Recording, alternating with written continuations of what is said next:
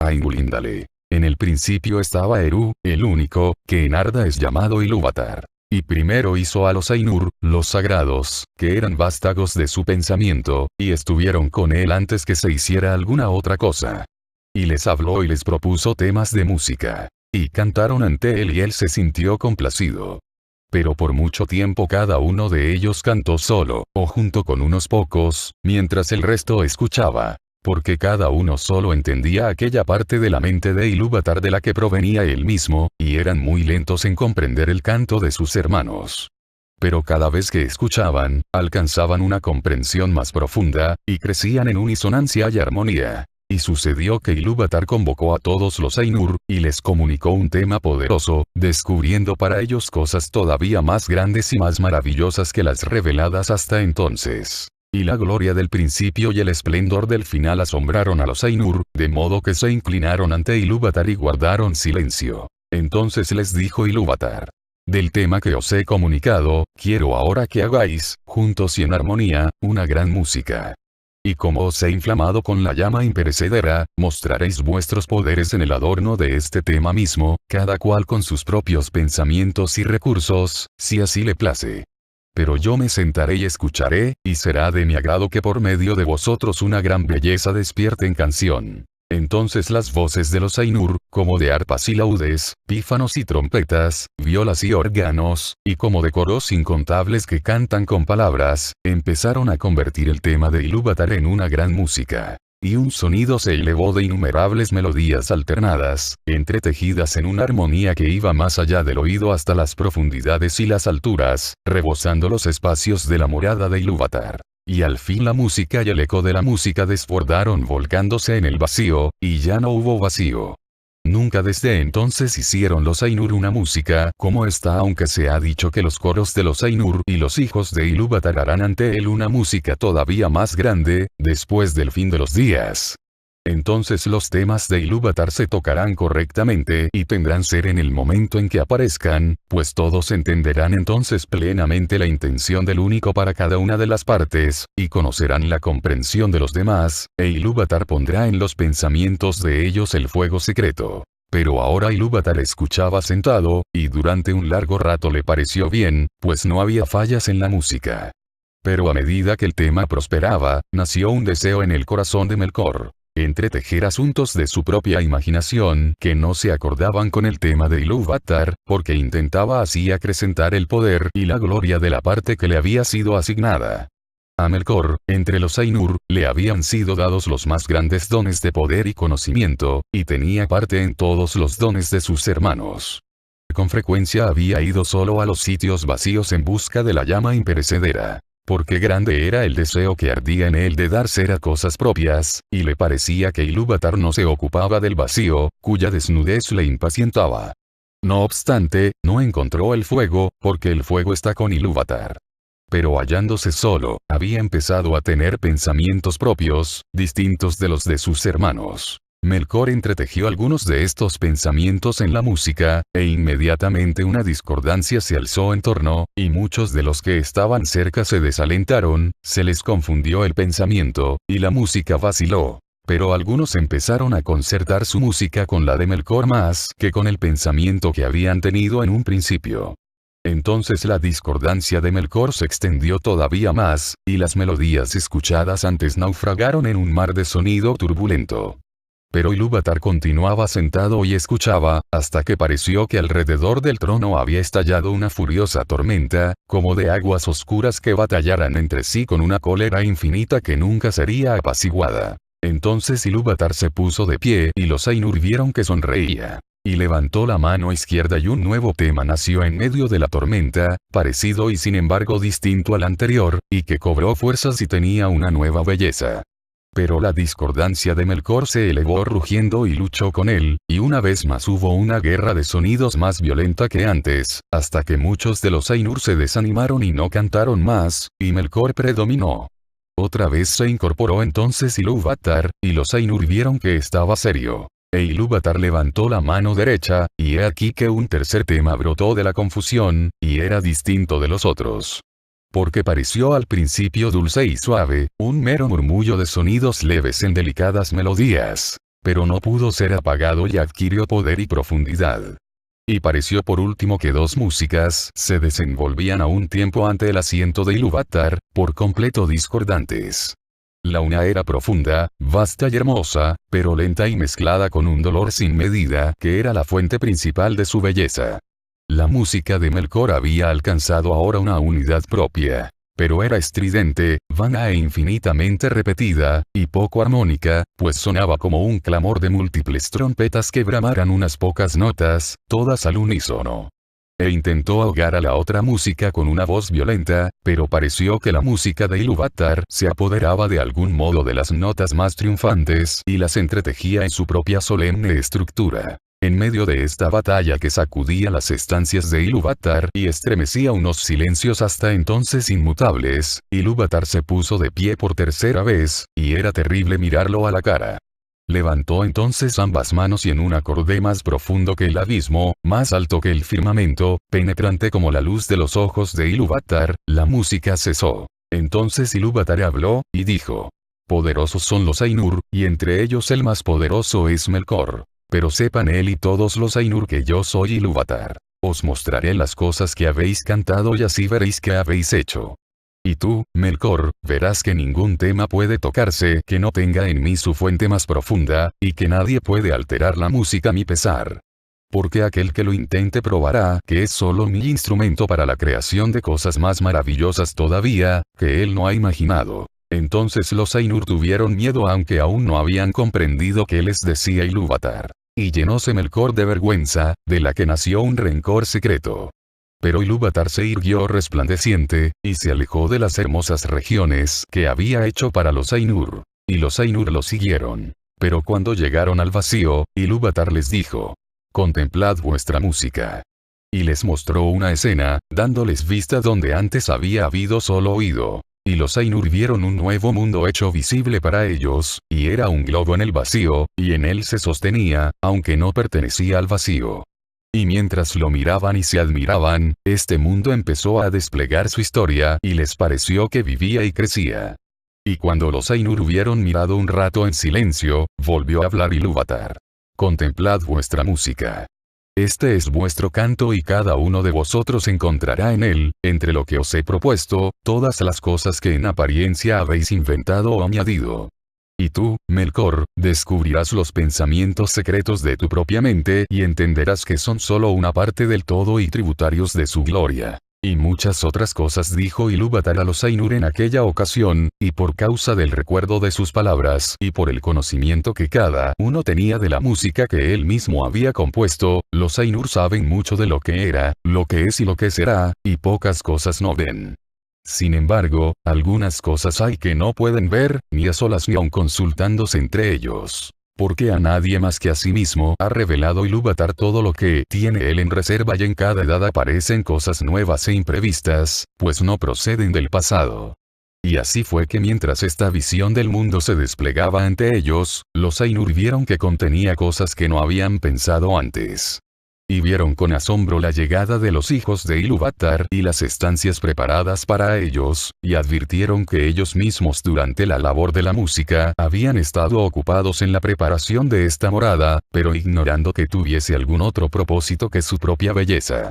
Porque solo él había concebido a los hijos de Ilúvatar, que llegaron con el tercer tema, y no estaban en aquel que Ilúvatar había propuesto en un principio, y ninguno de los Ainur había intervenido en esta creación.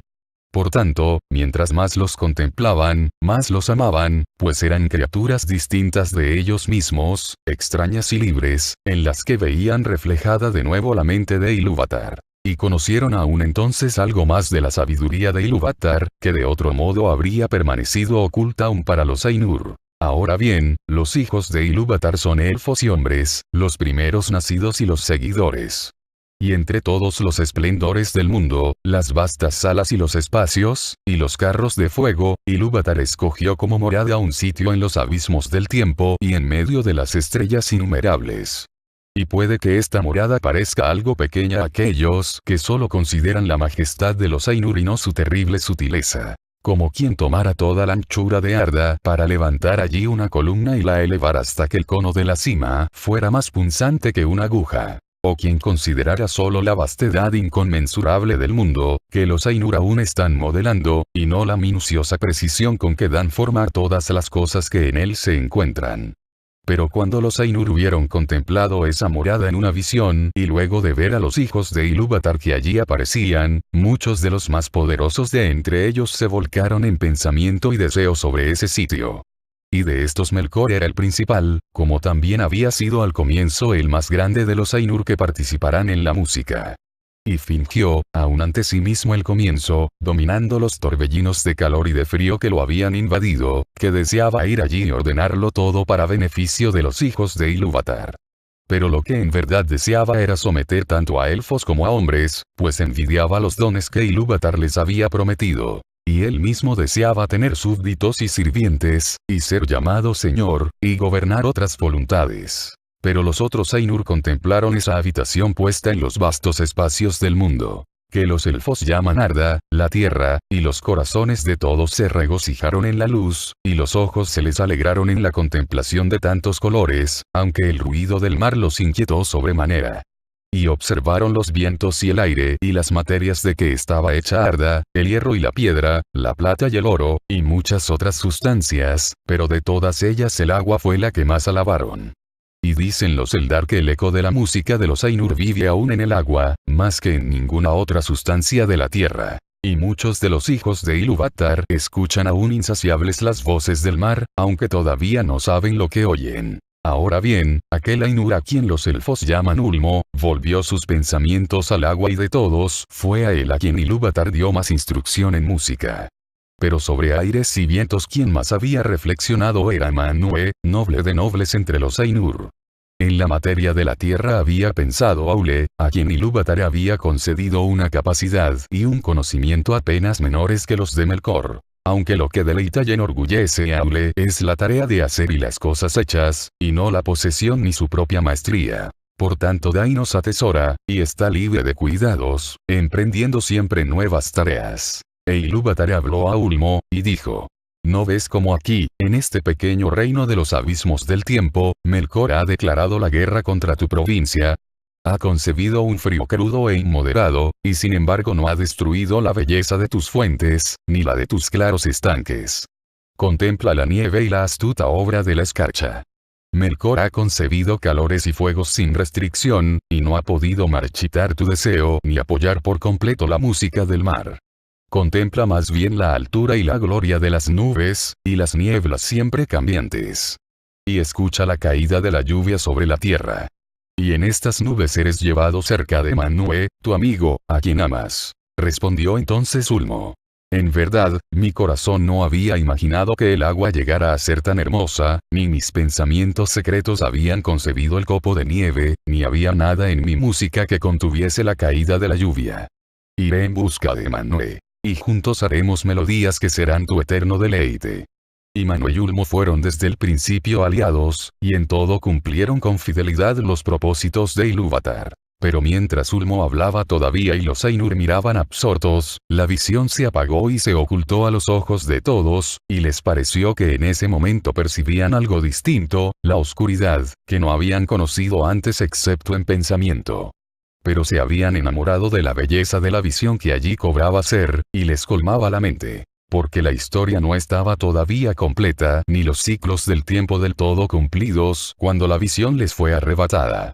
Y han dicho algunos que la visión cesó antes de que culminara el dominio de los hombres y la desaparición de los primeros nacidos. Por tanto, aunque la música lo ocupaba todo, los Valar no vieron con los ojos las eras posteriores ni el fin del mundo. Entonces hubo inquietud entre los Ainur. Pero Ilúvatar los llamó y dijo: sé lo que vuestras mentes desean. Que aquello que habéis visto sea en verdad, no solo en vuestro pensamiento, sino como vosotros sois, y aun otros. Por tanto, digo, que sean estas cosas. Y enviaré al vacío la llama imperecedera, y se convertirá en el corazón del mundo, y el mundo será. Y aquellos de entre vosotros que lo deseen, podrán descender a él. Y de pronto vieron los Ainur una luz a lo lejos como si fuera una nube con un viviente corazón de llamas. Y supieron que no era solo una visión, sino que Ilúvatar había hecho algo nuevo. El mundo que es. Así sucedió pues que de los Ainur algunos siguen morando con Ilúvatar más allá de los confines del mundo. Pero otros, y entre ellos muchos de los más grandes y más hermosos, se despidieron de Ilúvatar y descendieron al mundo. Ilúvatar les impuso esta condición, quizá también necesaria para el amor de ellos. Que desde entonces en adelante los poderes que él les había concedido se limitaran y sujetaran al mundo, por siempre, hasta que el mundo quedase completado, de modo tal que ellos fuesen la vida del mundo y el mundo la vida de ellos. Y por esto mismo se los llama los Valar, los poderes del mundo. Pero al principio, cuando los Valar entraron en Enya, se sintieron desconcertados y perdidos, pues les pareció que nada de lo que habían visto en la visión estaba hecho todavía, y que todo estaba a punto de empezar y aún informe y a oscuras.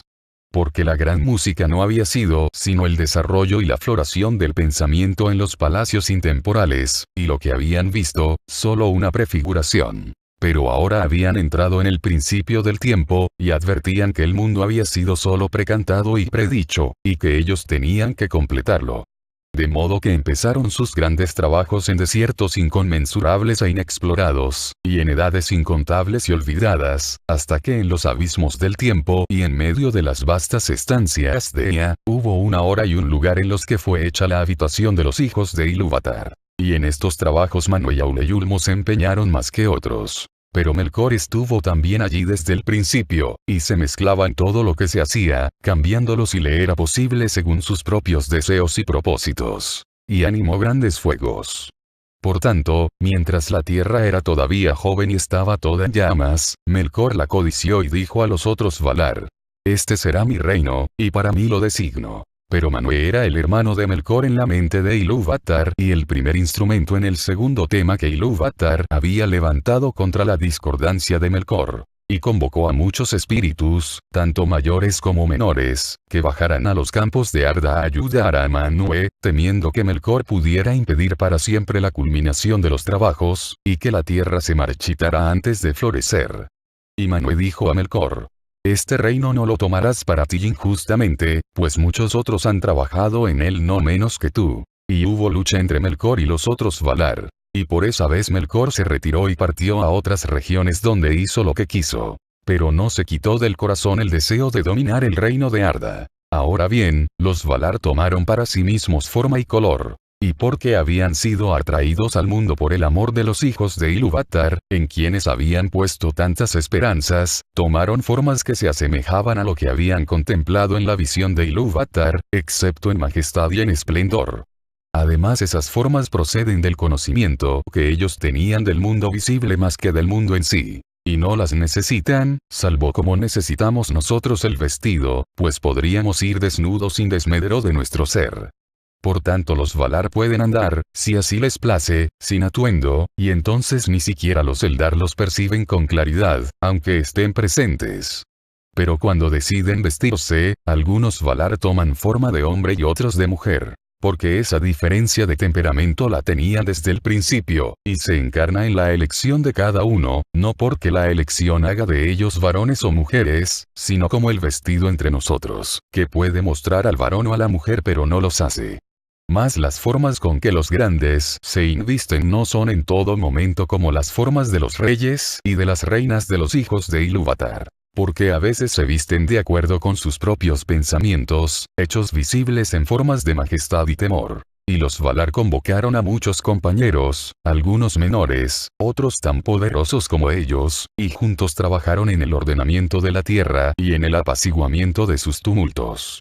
Entonces Melkor vio lo que se había hecho, y que los Valar andaban por la tierra como poderes visibles, vestidos con las galas del mundo, y eran agradables y gloriosos de ver, y bienaventurados, y la tierra estaba convirtiéndose en un jardín de deleite, pues ya no había torbellinos en ella. La envidia de Melkor fue entonces todavía mayor y él también tomó forma visible, pero a causa del temple de Melkor y de la malicia que ardía en él, esa forma era terrible y oscura. Y descendió sobre Arda con poder y majestad más grandes que los de ningún otro Valar, como una montaña que vadea el mar y tiene la cabeza por encima de las nubes, vestida de hielo y coronada de fuego y humo. Y la luz de los ojos de Melkor era como una llama que marchita con su calor y traspasa con un frío mortal. Así empezó la primera batalla de los Valar con Melkor por el dominio de Arda. Y de esos tumultos los elfos conocen muy poco. Porque lo que aquí se ha declarado procede de los Valar mismos, con quienes los Eldali hablaron en la tierra de Valinor y de quienes recibieron instrucción. Pero poco contaron los Valar de las guerras anteriores al advenimiento de los elfos. Se dice no obstante entre los Eldar que los Valar se esforzaron siempre, a pesar de Melkor, por gobernar la tierra y prepararla para la llegada de los primeros nacidos. Y construyeron tierras y Melkor las destruyó. Cavaron valles y Melkor los levantó. Tallaron montañas y Melkor las derribó. Ahondaron mares y Melkor los derramó. Y nada podía conservarse en paz ni desarrollarse, pues no bien empezaban los Valar una obra, Melkor la deshacía o corrompía. Y, sin embargo, no todo era en vano. Y aunque la voluntad y el propósito de los Valar no se cumplían nunca, y todas las cosas tenían un color y una forma distintos de como ellos los habían pensado, no obstante la tierra iba cobrando forma y haciéndose más firme. Y así la habitación de los hijos de Ilúvatar fue establecida al fin en los abismos del tiempo y entre las estrellas innumerables.